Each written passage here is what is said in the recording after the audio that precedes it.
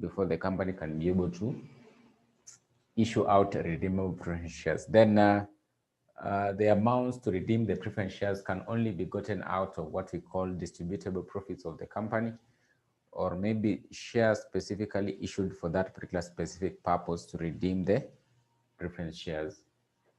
We said ordinary shares are the equity holders of the company. Equity holders of the company, they carry the main risk of the business of the company. They'll be paid as the last person. The holders will be paid as the last persons in case the company is actually to be liquidated. So the holders of these shares are actually able to control the affairs of the company in such a way that they are able to vote at the general meetings of the company and decide on matters concerning or touching on the company. So those were some of the characteristics we looked at with regard to these particular classes of shares. We said founders' shares are simply those shares that will be given to the promoters or the founders of the company. So the persons who found the company or formed the company are the ones who will be entitled to shares known as the founders' shares, the founders' shares. Employee shares given to employees, maybe for good performance, or maybe to reward them for their performance or good work they have done. Any shares given to the employees, such shares will be termed as being employee shares. Bonus shares, so instead of getting dividends from the company, because at the end of the day, we have shares in a company, the expectation at the end of the year or the end of the financial year is to get dividends, from the company. So you can simply be able to convert your dividends into more shares in the company. If you do such, we say you've gotten what we call bonus shares, or we can simply say capitalization of the dividends of the company. You capitalize them and they become part of the capital by simply not issuing them out to the shareholders, but of course asking them to acquire more shares in the company. Those shares they acquire or extra shares they acquire can be termed as being bonus shares, as being bonus shares, as being bonus shares. So I want us to focus on maybe these particular areas. We see we'll be able to complete them. Transfer of shares, transmission of shares, lien on shares, and mortgaging of shares, and mortgaging of shares. So we can start with mortgaging of shares. Let's start with mortgaging of shares.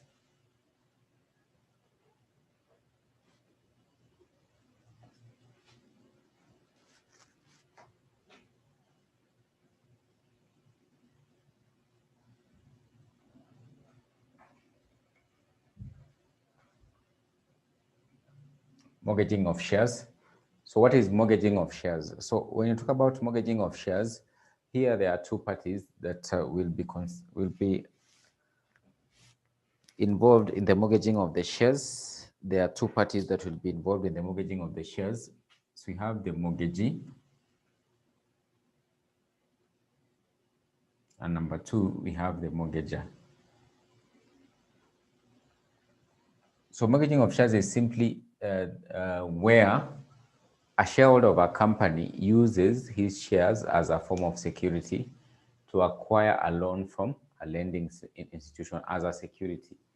So their assets, shares are like assets, which can actually which can be used as a form of security, basically when you're getting a loan from a lender. So if such actually happens, we say the shares of the company have actually been mortgaged. So if you have shares of a particular worth of amount in a company, you can't be able to use them as a form of security from a lender, either a bank or maybe a SACCO as such. So if such actually happens, we say the shares have been mortgaged. So under mortgaging of shares, there are two parties. So the parties we have the mortgagee and you have the mortgager. The mortgagee is the lender in this case, and the mortgager is the borrower. The mortgager is the borrower.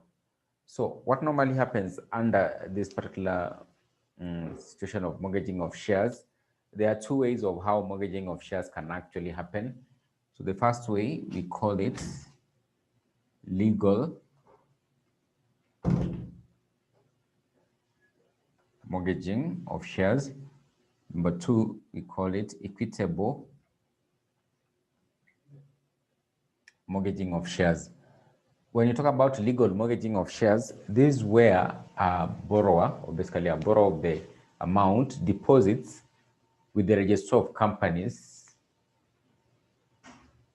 a blank share transfer form, plus the share certificates of the shares that he has in the company. Then what will actually happen is the lender will fill out that particular share transfer form and of course transfer the shares into his or her name until when the borrower or the mortgage is able to dispense of or pay off the loan. That's when the shares will revert back to the borrower.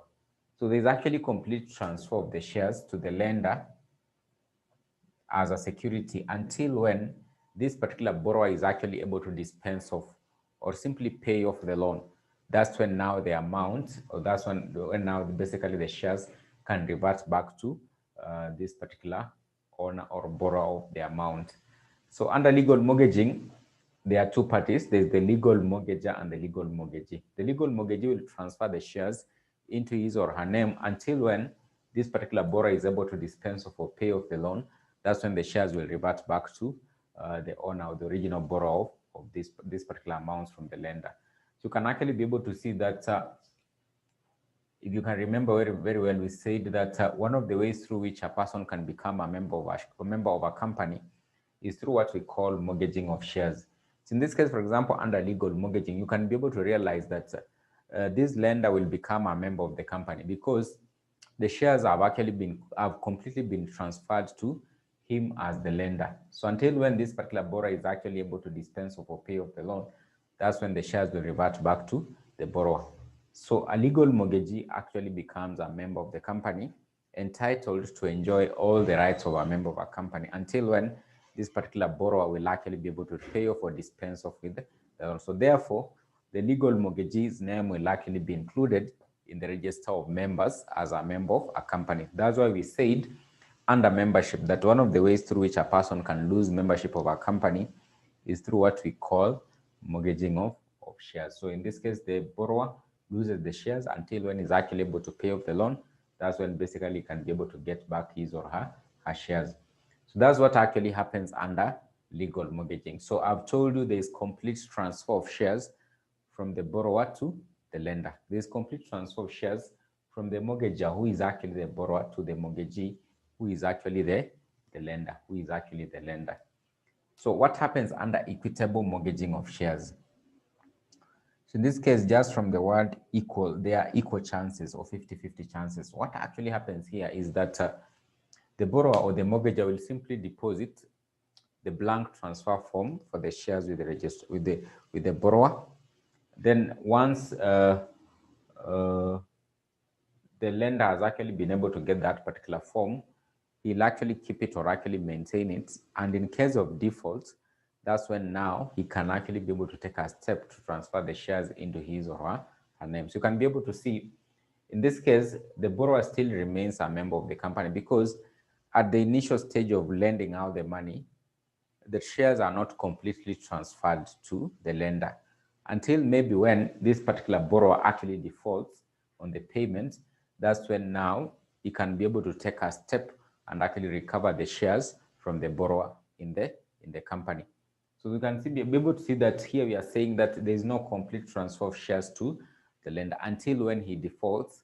That's when now the lender can be able to take an action to be able to recover the shares completely from the borrower. So under legal mortgaging, there's complete transfer of shares to the lender until when the loan is actually cleared. That's when the shares will revert back to the owner. Under equitable mortgaging, the borrower still remains a member of the company, entitled to enjoy the rights of a member of a company, unless he defaults. That's when now the lender can be able to take a step, fill out that particular form, and actually be able to recover his or her amounts from the company, from the company in terms of being represented by the shares of the company, of the shares of the borrower in the company.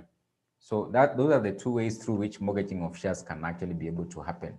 So you have what we call legal mortgaging. There's complete transfer of shares to the lender until when the borrower is able to pay off the loan, that's when now the shares will go back to the borrower or will be taken up back by the borrower of the loan. Under equitable mortgaging, there is no complete transfer of the shares unless maybe the borrower defaults on payment of the loan. That's when now the lender can be able to take a step and recover the shares from the borrower in the company.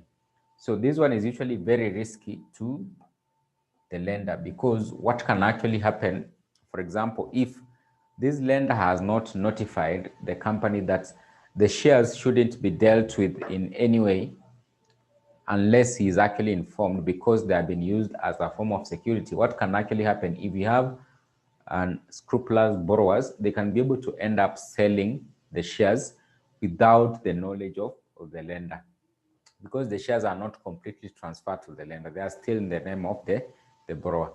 So if the company has no notice or is not actually notified of these shares having been used as a form of security, then they can be dealt with by the borrowers by simply being able to sell to a third party or another person, such that when the lender takes a step to recover the shares from the borrower in the company, he might find that the shares have already been transferred to another party. So equitable mortgaging is usually very risky for the lender, such that, for example, that one can actually be able to happen, the shares being transferred without the knowledge of the lender. So to avoid such kind of risks, some of the measures that can be taken by the lender is, for example, number one, to send out what we call a notice in distrangers. A notice in distrangers, just to notify, it's simply just a notice to notify the company that the shares shouldn't be dealt with in any way without the knowledge of the lender. They shouldn't even be sold by the borrower without the knowledge of the lender. So he has to be notified if the shares are being dealt with in any way.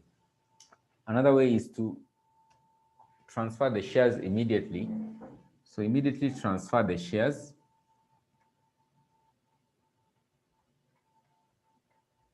into his or her name as the lender. So transfer the shares immediately.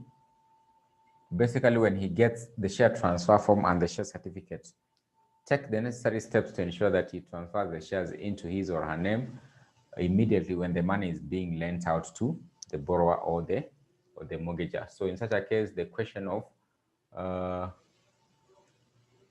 equitable mortgaging won't actually arise. Is, for example, just like immediately converting this particular form of arrangement from being equitable to becoming legal mortgage. So transfer the shares immediately into his or her name when the loan is to be lent out, or when they enter into an agreement with the mortgager immediately. So the question of a default won't actually arise, and therefore he'll be entitled to the shares of the company in case there is actually any default.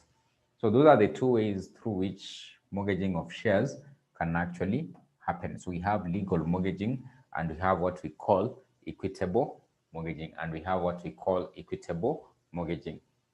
So I want us to look at transfer of shares. I don't know if we had looked at it. Transfer of shares. So we can look at transfer of shares.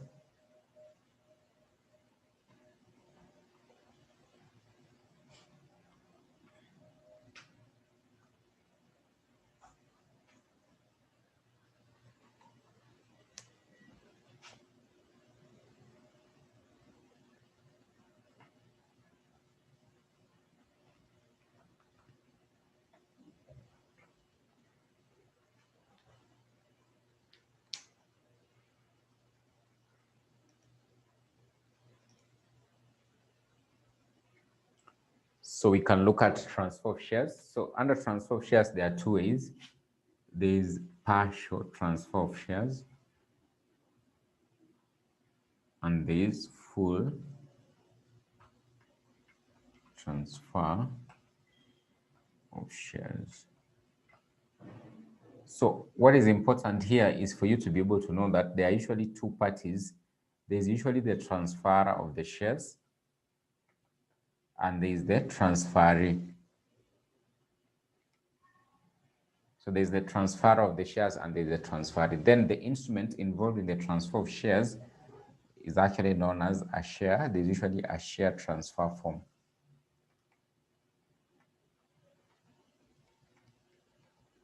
So this is simply the agreement that forms that particular agreement of transfer of shares between the transferor and the transferee. So the transferor is basically the one transferring the shares from his or her name and actually transferring them to the transferee, the one who now receives the shares. So what normally happens is, for example, if it is full transfer, you can start with full transfer of shares. If it is full transfer of shares, the share transfer form will be filled out by the two parties, of course, by indicating their name and address, the number of shares being transferred, the consideration being paid or the amount of money being paid for the shares. Then, of course, at the end of it all, they'll be able to sign, both of them, the transferee and the transferor, they'll indicate their signature on the share transfer form.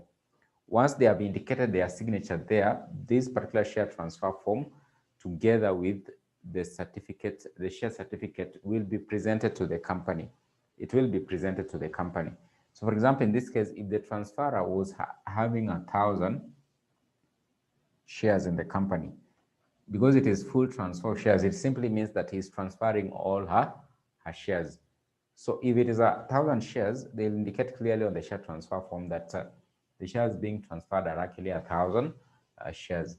So this particular instrument or share transfer instrument will be received by an officer of the company, an officer of the company. It could be the company secretary, it could be the company secretary, or any other officer authorized to carry out such a mandate. Once it has been presented to the company, so this particular officer will clearly indicate that he has been able to receive this particular documentation, that is the share transfer form and the share certificate. It will be presented to the board of directors for their approval of the transfer of the shares. So once it has been approved, what will happen now, the previous share certificate, which was indicating the name of the transferor, will be cancelled out, and of course the company will issue out a new share certificate indicating that the shares have been transferred to the transferee. Now the transferee will get a share certificate from the company indicating the number of shares he has acquired, in this case, for example, 1,000 shares, while the previous share certificate belonging to the transferor will be cancelled out. It will be cancelled out, and of course now in this case the transferor will lose membership, and therefore his or her name will be removed from the register of members, while that of the transferee, the one receiving the shares, will now be included in the register of members. So that is what will actually happen under what we call full transfer of shares. There is completely transfer of all the shares from the transferor to the transferee. What normally happens, the key thing is that there must be a share transfer instrument. That share transfer instrument, we are saying, is the share transfer form. This share transfer form is the one that actually forms the agreement between the transferor and the transferee, such that it is filled out by these particular two parties, clearly indicating, for example, the name or address of the company, that is where the transaction is actually happening, the name of the transferor, the name of the transferee and their addresses, the number of shares actually being transferred, consideration being paid for the shares. Then, of course, at the tail end of it all, it will likely be signed by the transferor and the transferee. Once that instrument has been filled out properly, it will be presented to the company. It will be received by an officer of the company who will clearly indicate or certificate that he has been able to receive that particular documentation for the transfer of the shares. Once received, it will be presented to the board of directors for the approval of the transfer of the shares. So if it is actually approved, then of course you are saying the previous share certificate that was actually be indicating the name of the transferor will be cancelled out, and they'll give out a new share certificate, clearly indicating that the transferee, the one receiving the shares, has acquired the shares of the company. What happens at the end of it all? The name of the transferor will actually now be removed from the register of members, while that of the transferee will now be included in the register of members. That's why we said transfer of shares is actually one of the ways through which you can either lose or gain membership of the company. So you can be able to see the transferee is gaining membership, while the transferor is losing membership. So that is what actually happens, for example, if you transfer all the shares. What will happen, for example, if you transfer, let's say, for example, you have 1,000 shares, but you only transfer 500. So that is what we are calling partial transfer. You don't completely transfer your shares. So you transfer part of the shares. What should actually just come to your mind, quite obviously, both parties will remain as members of the company at the tail end. That is what will actually happen. That is where basically where the major difference comes in.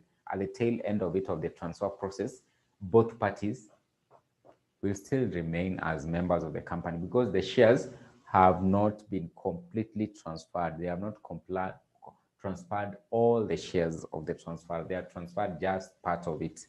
So for example, in this case, if they transfer 500 out of 1,000, it simply means that the 500 will go to the transfer while the transfer will remain with the other 500. So both of them will still actually be recognized as being members of the company. So what happens in this case, for example, if it is actually partial transfer of shares, what will happen in this case? I've told you the key thing. There's a transfer instrument. There's the share transfer form. It must be filled out by both parties. Now, in this case, it will be presented to the company either by the transferee or maybe a stockbroker, basically a person who is facilitating the transfer of the shares. So once it has been presented to the company, it will be received by an officer of the company. What will happen now, this is where now the difference comes in. So the officer of the company will simply indicate on the shares certificate the number of shares being transferred to. So on the share certificate, the number of shares being transferred to the transferee, that is 500. And of course, actually prepare also a balance, what we call a balance ticket. Balance ticket.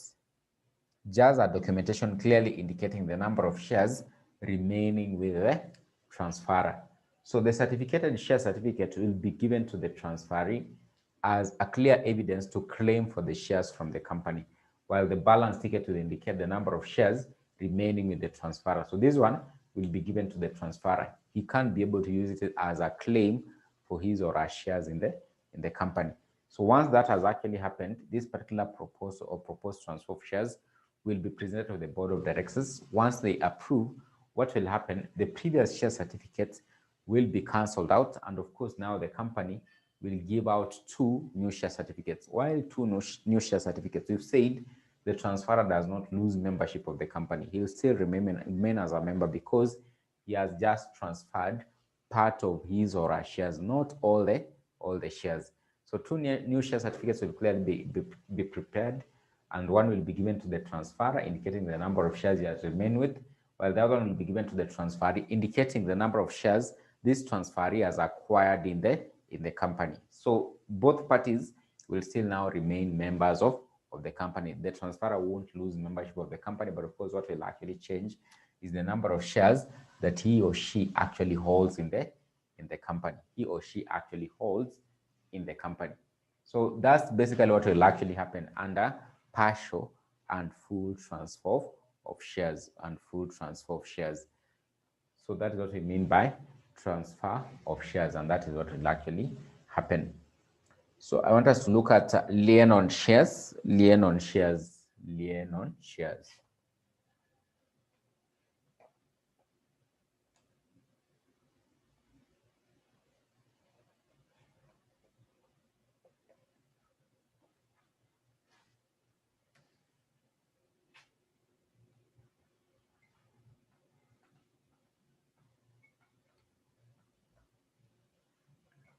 So what is lien on shares? Lien on shares.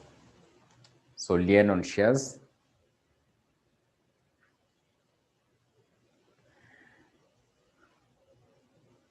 So this is simply the right of the company to be able to withhold the shares of a shareholder of a company. For example, if this shareholder is actually indebted to the company. So we were giving an example, I think last time we talked about Regina, that Regina has a very big bar and restaurant in town. So Regina is actually also a shareholder in a company known as EABL. So Regina is a shareholder in a company known as EABL. Regina also owns a very big and bar restaurant in town. So Regina has actually been getting her supplies from East African Breweries Limited on credit. Remember, we've said initially Regina is actually also a shareholder at East African Breweries Limited. But due to the COVID pandemic, this particular bar and restaurant business has not actually been performing so well. So Regina hasn't been actually been able to pay off her due amount to EABL. If the articles of association of East African Breweries Limited actually allow, what they can actually be able to do, they can exercise what we call the right of lien on the shares of Regina. So they can simply withhold the shares such that Regina won't actually be able to deal in the shares in any way until when Regina is actually able to dispense of or pay off the due amount to EABL for the supplies made to her. That's when now the shares can be given or be released to Regina. So if EABL exercises that particular right, we say they are exercising a right known as the right of lien on the shares of Regina. Remember what have we said? We've said Regina, the first key thing, Regina is a shareholder at EABL. Regina operates a very big and bar restaurant in town. So Regina gets her supplies on credit from EABL. But of course, due to the pandemic, this business has not actually been performing so well. So she has been struggling to pay off the amounts or these particular supplies that were made on credit to her by EABL. So if EABL has the right to exercise the right of lien on her shares, what they can simply be able to do is to withhold the shares of Regina in the company until when Regina is actually able to pay off the due amounts. That's when the shares can be released to Regina. If she fails to do so, then of course the company will take over the shares. They can simply be able to sell them to another person. But you've said the key thing, the articles of association of the company must actually be able to allow for this particular right. So it must be contained in the articles of association of East African Breweries Limited. Simply the rules governing the internal affairs must actually clearly indicate the company can be able to exercise what we call the right of lien on the shares of the members of the company. That is what we mean by lien on shares, the right by the company to be able to withhold the shares of a shareholder if this particular shareholder is actually indebted to the company, So if there's one key thing to be able to note, if these particular shares have actually been mortgaged, the mortgagee will be given the first right over the shares. Two things have actually happened with regard to those particular shares. The company can be able to exercise the right of lien. But on the other hand, these shares, I've already just discussed what is mortgaging of shares. These shares have actually also been used by Regina to get a loan in the bank. Regina has actually been able to present the share certificate for EABL in a bank to acquire a loan. So if it actually happens that she actually defaults on payment of her due amount also to EABL, the mortgagee in this case, the lender in this case, will be given first priority over the shares, such that this mortgagee will be entitled to exercise the right under the mortgaging of shares before the right of lien can be exercised. What do I mean? A legal mortgagee, or basically a mortgagee in this case, will be given the first right over the shares, over what we call the right of lien on the shares by the company. So if Regina has used her shares also to get a loan from a lender or maybe a bank, that particular bank will be given priority. It will rank number one to acquire the rights over the shares before the company can exercise the right of lien on the shares. So sometimes they could test in the exam and they mix the two concepts. They simply want you to be able to know whether you understand that mortgaging of shares will be given priority over lien on shares. So the lender in this case of the due amounts to Regina will be given first priority.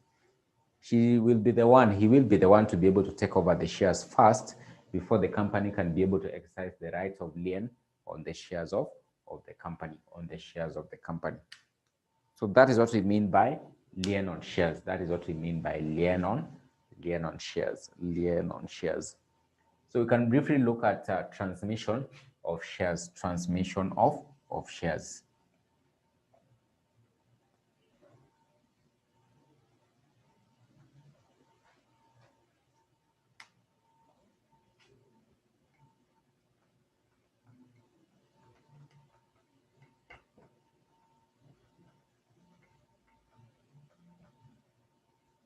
So transmission of shares basically will happen in circumstances whereby, for example, there is what we call death, insanity,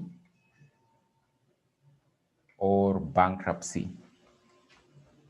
bankruptcy of member of a company or bankruptcy of a member of a company.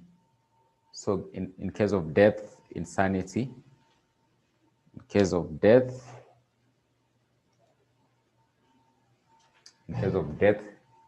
insanity, or bankruptcy of a member, in case of death, insanity, or bankruptcy of a member. So the shares will be transmitted or will be transferred. So that particular process of transferring the shares from the person who has actually passed on, from a person who is actually insane or a bankrupt person, is what we call transmission. So the shares can be transmitted or be transferred to the beneficiary. It can be the beneficiary, trustee, or maybe the receiver. So the receiver will actually be in the case of bankruptcy. So when you talk about a person being declared to be bankrupt, it simply means that this person is not actually able to meet or pay off his due amounts to other parties. So they can be able to go to court and this person is actually declared bankrupt. So if he's declared bankrupt, the shares being part of the asset that he actually owns will be taken over by a receiver on behalf of the lenders of to this particular person. So in case of death, there's usually the beneficiary. There could be a will. So this particular will, maybe it can be taken over by the administrator who can present to the company, and the shares are taken over by the beneficiary who has been stated in that particular will as the one who will take over the shares. When you talk about a trustee, simply a person who can be able to hold property on behalf of another person. So sometimes some of the shares can be taken up by the trustee to hold them on behalf of the owner of the shares, on behalf of the owner of the shares. Maybe in this case, the beneficiaries have not attained the age of majority. So they can be taken over by the trustee to hold brief for them until when they attain the age of the majority. That's when they can be able to take over the shares. So that's what we mean by transmission of shares. So the key thing here is the administrator of the will should actually be able to present to the company and clearly indicate how the shares should be dealt with in terms of actually being transmitted to the beneficiary, of the shares. So I want us to look at a particular question. It will be of much help. It will be of much help as to what we've just learned in today's class. So let me look for it and actually share.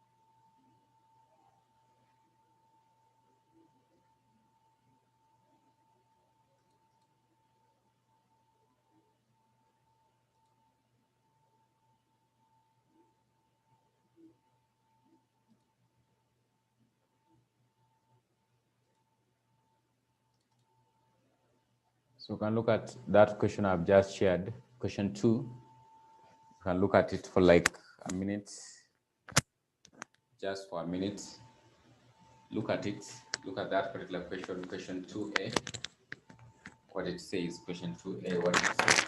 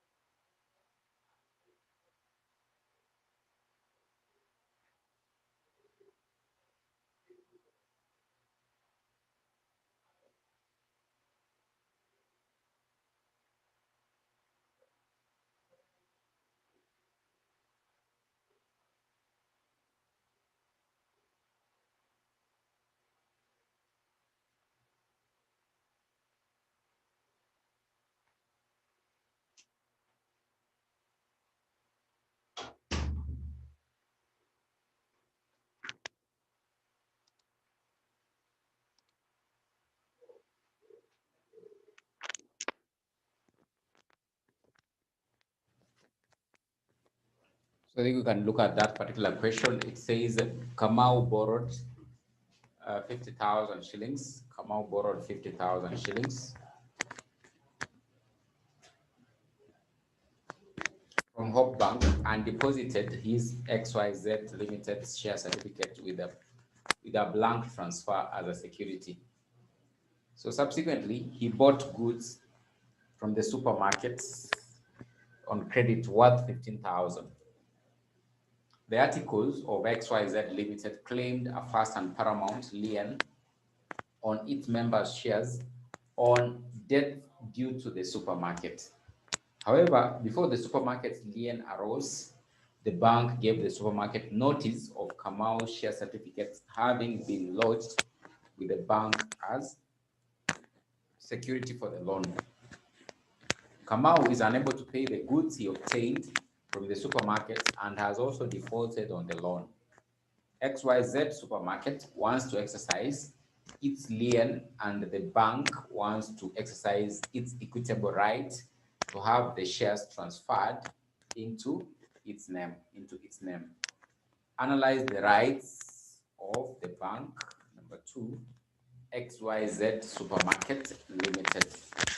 You can be able to see that there are two aspects coming out here.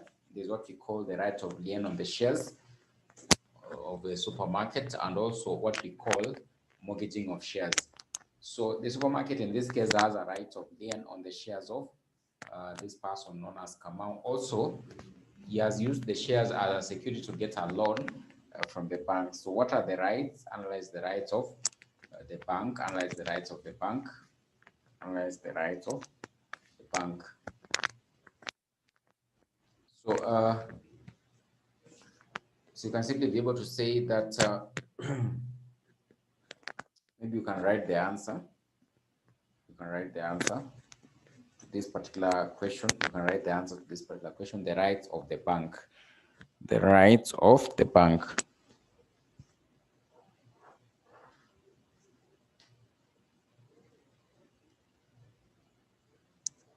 You can simply be able to say the bank is a mortgagee. The bank is a mortgagee. The bank is a mortgagee. The bank is a mortgagee of the shares of Kamau, simply say of Kamau's shares, of Kamau's shares in XYZ Limited, of Kamau's shares in XYZ Limited, in XYZ Limited, in XYZ Limited, full stop. In XYZ Limited, full stop. You can simply be able to say the bank had notified, the bank had notified, the bank had notified XYZ Limited. The bank had notified XYZ Limited, XYZ Limited of the shares, had notified XYZ Limited of the shares having been used as a security, of having been used as a security, having been used as a security, having been used as a security for an amount of 50,000 shillings, for an amount of 50,000 shillings, for an amount of 50,000 shillings, lent to Kamau for an amount of 50,000 shillings, lent to Kamau, lent to Kamau, lent to Kamau.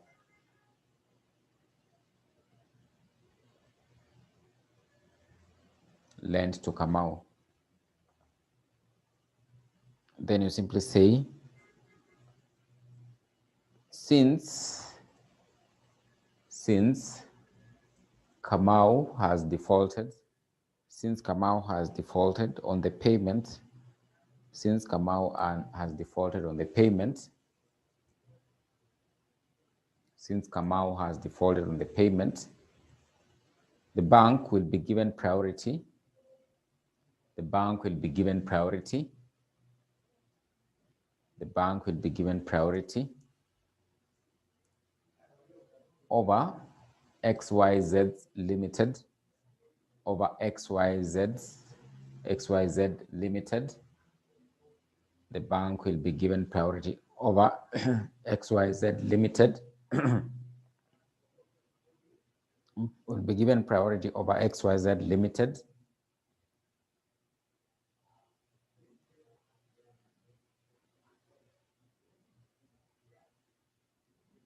Over XYZ Limited to take over the shares, to take over the shares, to take over the shares, to take over the shares, to take over the shares, to take over the shares, to take over the shares.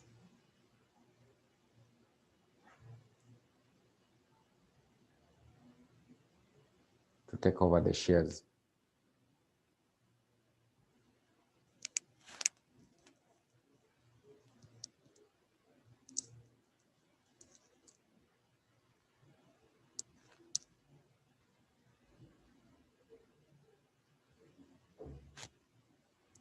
To take over the shares.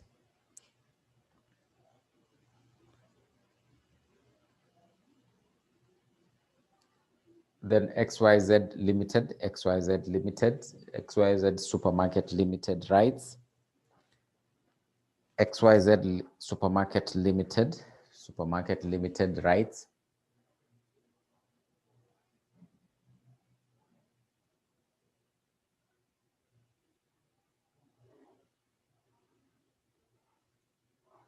You can simply be able to say the articles of association, the articles of association of XYZ Limited, the articles of association of XYZ Limited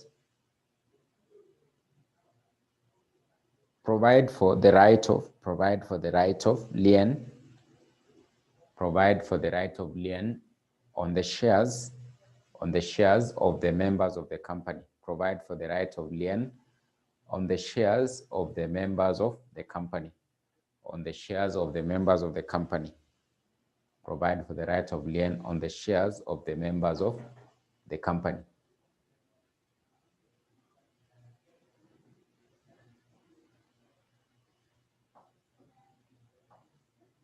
Full stop, then you just say, even though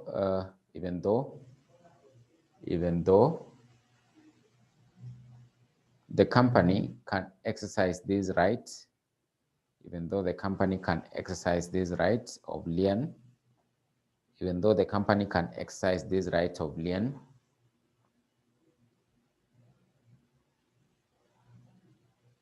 comma, it won't be given priority, it won't be given priority, it won't be given priority, it won't be given priority over the equitable rights, over the equitable rights, over the equitable rights, over the equitable rights, equitable right to Hope Bank Limited, to Hope Bank Limited, equitable right to Hope Bank Limited, to Hope Bank Limited, to Hope Bank Limited, to Hope Bank Limited.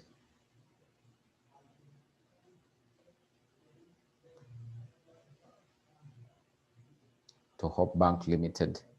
Full stop, then you just say the equitable right arose, the equitable right arose as a result of, the equitable right arose as a result of, the equitable right arose as a result of Kamau having used his shares, Kamau having used his shares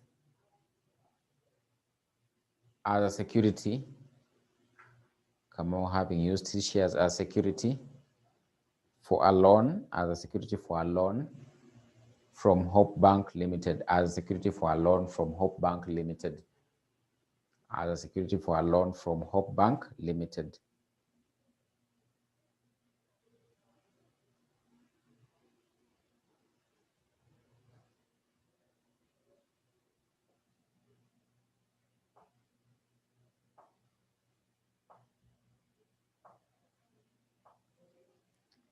full stop, then you just say XYZ Limited, XYZ Limited can use other means to recover, the due amounts,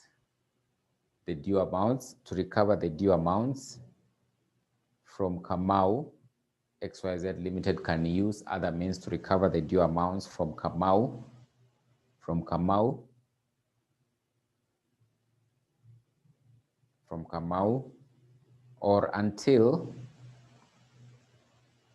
or until he pays off the loan,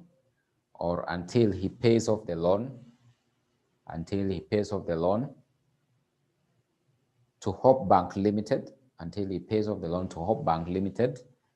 That's when, until he pays off the loan to Hope Bank Limited, that is when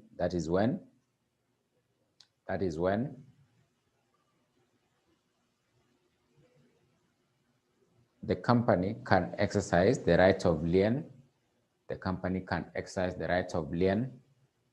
Over Kamau's shares. Can exercise the right of lien over Kamau's shares. Over Kamau's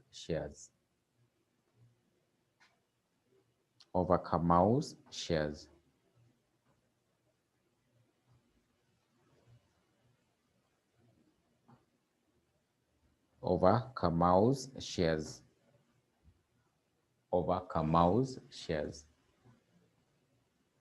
So that's how you can be able to answer that particular question.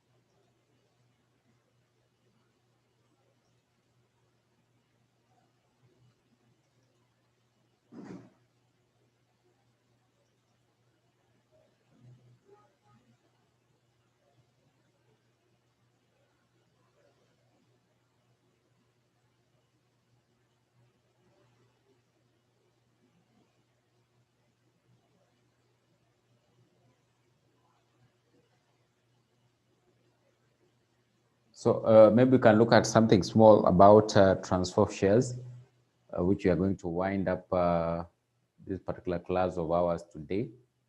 So I want us to look at what we call a forged transfer of shares. A forged transfer of shares.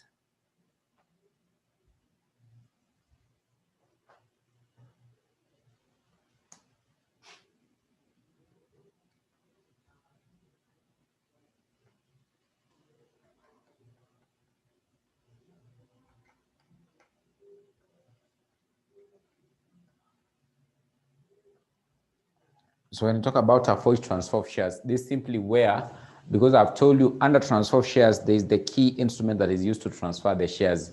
That is the share transfer form. So on this share transfer form, because I've told you there'll be the signature of the transferor and the transferee.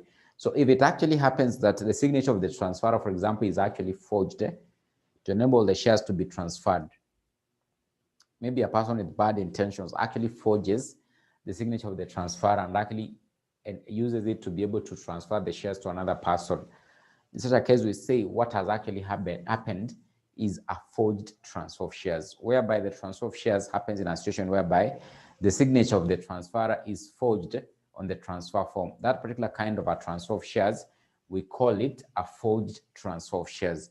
So what you normally say is that any forged transfer of shares is actually null and void, and it will never pass title. So for example, if we have two parties, A and B, so the shares were actually transferred to party B out of or as a result of a forged transfer of the signature, on the share transfer form. So that particular kind of a transfer, we'll call it a forged transfer. So it is actually null and void. It will never pass title to the transferee. It won't pass title to the transferee. The transferor is entitled to get his or her shares back in the company. So if there are any damages actually lost, the person who actually procured this particular transfer of shares is the one who will actually incur all the costs and damages incurred as a result of the forged transfer of shares. So what is the key point here? The key point here is for you to be able to know that any forged transfer of shares is usually null and void. It will never pass title to the transferee. The original owner of the shares, the transferor, is the rightful owner of the shares and therefore is entitled to get back his or her shares. Sometimes it could happen in this particular situation whereby the shares are actually forged and actually transferred to B. The share transfer form is forged and the shares are transferred to B. And of course, further on, the shares are transferred to another party. Will this particular original owner be entitled to the shares? Yes, he will be entitled to the shares because you've said any forged transfer of shares, it doesn't actually matter whether even if this particular person acquired the shares innocently in the company or maybe in the open market, but originally these shares, the ways they have actually moved from the original owner is through what we call a forged transfer of shares. Party C won't be entitled to the shares because we are saying any forged transfer of shares is actually null and void and it will never pass a title. So what will happen, for example, in this case, you can be able to see that, for example, if this particular party innocently bought the shares in the open market, but originally they were actually transferred to party B through what we call a forged transfer, is going to suffer losses or damages. For example, the money spent to acquire these particular shares, because you are saying it will never pass title. The shares will be entitled to the original owner of the shares, even if you bought them innocently from the company without the knowledge that originally these particular shares were actually transferred as a result of a forged transfer of the shares. So you as a third party in this case, you would have actually incurred losses or damages as a result of buying the shares in the open market. So how will you recover your damages? The damages can be recovered from the company where you acquired the shares. But of course, now what will happen with the company? The company will go ahead and actually recover those particular losses or damages paid to party C from the person who initially procured the transfer of the shares. Maybe it could be a stockbroker who forged the signature of the transferor and originally transferred the shares. So the company is going to incur for all the damages or costs incurred to party C to acquire the shares. But of course, they'll now go ahead and actually recover those particular losses or costs they pay to party C from the person who originally procured the transfer of the shares or the forged transfer of the shares. So you are saying a forged transfer of shares is whereby the signature of the transferor on the share transfer form is actually forged, and this basically leads to the transfer of the shares to the transferee in this case. So we are saying any forged transfer of shares is null and void. It won't actually pass title. The original owner of the shares is actually entitled to the shares. Even if they have been acquired by a third party, that third party, even if he bought the shares innocently, but it can actually clearly be found out that originally the shares were transferred as a result of a forged transfer. The original owner of the shares, the transferor, is actually the one who has the rightful entitlement to the shares, but not actually the third party. You can see the third party is incurring losses or damages for having bought the shares innocently. So those particular losses or damages, we are saying they'll be paid for by the company. But of course, the company will go for the person who initially procured the forged transfer of the shares. So that is what you need to be able to know about the forged transfer of shares. It is actually null and void. It will never pass title. So what the examiner normally does, he'll bring a scenario. He'll say, for example, let's say, for example, James actually acquired shares in a particular company. These shares were actually transferred maybe to Sam, like that. So it is discovered that maybe there was a forged transfer. So you must be able to realize very fast that the original owner of the shares is the one who has the entitlement to the shares. It doesn't matter whether even if party C acquired the shares innocently without the knowledge that these particular shares were actually transferred through what we call a forged transfer of shares. Those losses incurred by party C will be paid by the company, and the company will go for the person who initially procured that particular forged transfer of shares in the company. So that's basically what you need to be able to know about what we are calling a forged transfer of shares. A forged transfer of shares. A forged transfer of shares. So I think you don't have the notes for these particular parts that I've just taught today. I think I'm going to share them. I'm going to share them immediately after this particular class so that you can be able to capture from this. But I think this particular point you don't have the notes.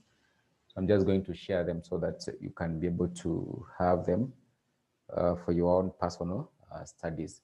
But I think next time I think it's tomorrow. It is tomorrow. I think tomorrow we'll wind up briefly on this particular topic, just something small about, I'll see if it is possible. I'll tackle it tomorrow. If I don't tackle it, we'll do it later. Is the transfer of shares through what we call the central depository system. So you'll be able to see what is a central depository system. It's simply basically a system whereby you can be able to hold your shares electronically. Just the same way you carry your money through M-Pesa, you can transfer to another person like that. So the same way shares can be held electronically in a system known as the central depository system. So that is the last bit of this particular topic. It is known as transfer of shares under the central depository system. So we'll discover more what is a central depository system. We'll see that you must have an account with in this particular system before your shares can be held electronically. What are the advantages? For example, if you hold your shares electronically in the CDS, so the most obvious advantage is that it does away with paperwork. For example, what you've seen under manual transfer of shares, you can see you fill out a share transfer form, you present to the company, you do a lot of documentation. But of course, if the shares are held electronically, it does away with a lot of paperwork, so you can just easily transfer your shares, maybe through your phone, or maybe through a tap of your phone. You can be able to transfer the shares to another person. So it can be able to hold shares. Apart from shares, also bonds or government bonds or corporate bonds can actually be held under the central depository system, and the customer, or basically the client, can be able to transfer them electronically to any other person or party. So that is basically what we look at, and then of course start looking at the topic of share capital, which is topic number 5, So I don't know if there is any question at this particular point. You can be able to ask a question or maybe raise any concern before we say it is the end of the class.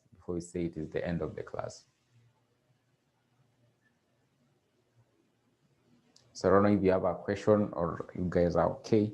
I can give you like a minute. If you have a question, you can maybe unmute and just raise the question so that we address it.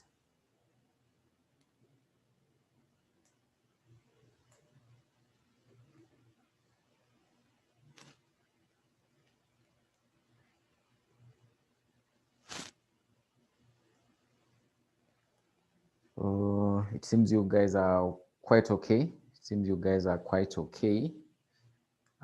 So I think we'll meet tomorrow. We start the topic of share capital.